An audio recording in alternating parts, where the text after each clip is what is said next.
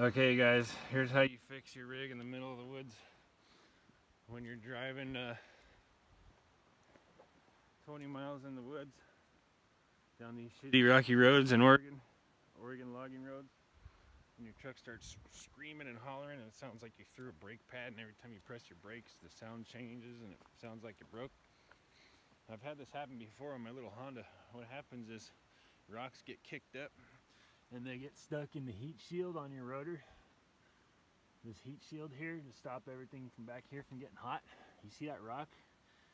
That thing gets stuck between the heat shield and the rotor, and that thing will scream for miles and make you think your truck is busted and make you call a tow truck. So don't hesitate to pull your wheel off and look around for rocks in your heat shields to see if they're causing your problem. And how you get them out was with a long skinny screwdriver, and then you use another screwdriver to pry the heat shield back while you use one to fling it out. Let's see if I can, just like that.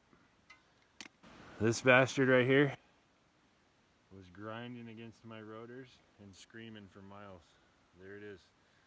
Rocks in your heat shield. Watch out for that, guys. That thing will make you think your whole rig's busted, and it'll ruin your rotors and pads and everything, and it'll scream for miles and miles and miles. So all you got to do is just put a couple jacks, bottle jacks underneath your shit. Lift your truck up, rip your wheel off, and use a light to find the rock in between your heat shield. What happens is they fall in here, they get kicked up and fall in there, and then they can't get out, and then they scream for miles. So gonna put my truck back together now. Watch out from rocks in your heat shields, dudes. Peace.